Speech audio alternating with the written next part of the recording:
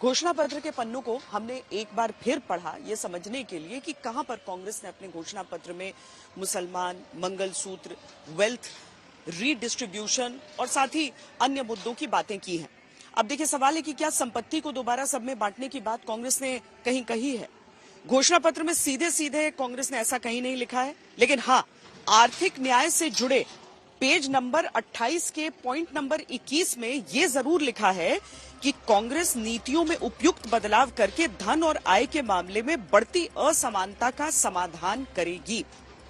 Page number 6 पर कांग्रेस ने हिस्सेदारी न्याय और सामाजिक न्याय के तहत लिखा है कि आर्थिक सामाजिक जाति गणना कराएगी, आर्थिक सामाजिक स्थिति का पता लगाएगी, फिर कांग्रेस सुधार के लिए कदम उठाएगी। तो क्या इसे बीजेपी कांग्रेस की तरफ से लोगों की संपत्ति बांट देने वाले दावे के तौर पर देख रही है? अब अगला दावा है कि मुस्लिमों को संपत्ति बांट दी जाएगी। इस बारे में घोषणा पत्र पर जब देखते हैं तो पाते हैं कि पेज नंबर 7 पर अल्पसंख्यक के तहत लिखा जाता है, तानाशाही या बहुसंख्यक वाद के लिए देश में कोई जगह नहीं है। कांग्रेस भारत में अल्पसंख्यकों के अधिकार को बनाए रखने और रक्षा के लिए प्रतिबद्ध है। पेज नंबर 8 पर लिखा मिलता है कि संविधान के तहत अल्पसंख्यकों के मौलिक अधिकार कांग्रेस बरकरार रखेगी। शिक्षा, रोजगार, व्यवसाय, सेवाओं, खेल, कला के बढ़ते अवसरों का पूरी तरह लाभ उठाने में अल्पसंख्यकों को प्रोत्साहित और सहायता करेगी। अल्पसंख्यकों की आर्थिक सशक्तिकरण के लिए आसान कर्ज देने की नीति बनाएगी।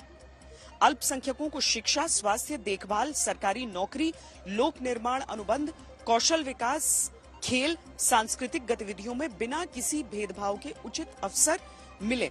इसके बाद पीएम और बीजेपी के तमाम नेता जो हैं वो राहुल गांधी के तेलंगाना में दिए गए एक भाषण का जिक्र करते हैं। उन्होंने मैनिफेस्टो में तो लिखा है कि आपकी संपत्ति का सर्वे करेंगे।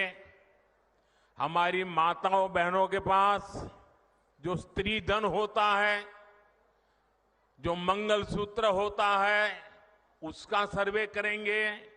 और फिर उनके नेता ने तो भाषण में कहा एक्सरे किया जाएगा, एक्सरे किया जाएगा। मतलब आपके घर में अगर बाजरे के अंदर डिब्बे में भी कुछ रखा है तो वो भी एक्सरे करके खोजा जाएगा। दीवार में कहीं रखा है तो उसको भी एक्सरे करके खोजा जाएगा। पूरा एक्सरे करने वाले की घोषणा की है और उनके नेता ने पब्लिकली कहा है। और फिर आपकी सारी संपत्ति जरूरत से ज्यादा जो भी होगा वो उनका कब्जा करेगी उनकी सरकार, कहते हैं, और फिर लोगों को बांट देंगे। क्या मंगलसूत्र पर हाथ लगा सकते हैं क्या? ये पंजे की ये ताकत। भाइयों बहनों, राजस्थान में से एक भी पंजा बचना नहीं चाहिए। भाइयों, जैसे ही हमारी सरकार आएगी, जो हमने तेलंगाना में किया, जाति जनगणना को हम पूरे देश में इंप्लीमेंट कर देंगे। देश का एक्सरे कर देंगे। दूध का दूध, पानी का पानी हो जाएगा। पिछड़े वर्ग को, दलितों को, आदिवासियों को, गरीब जनरल कास्ट के लोगों को, माइनॉरिटीज को पता लग जाएगा कि इस देश में उनकी भागीदारी कितनी है। इसके बाद हम फाइनेंशियल और इंस्टीट्यूशनल सर्वे करेंगे, पता लगाएंगे हिंदू किसके हाथों में है, कौन से वर्ग के हाथ में है। इस ऐतिहासिक कदम के बाद हम क्रांतिकारी काम शुरू करेंगे। जो आपका हक बनता है वो हम आपके लिए, आपको देने का काम करेंगे।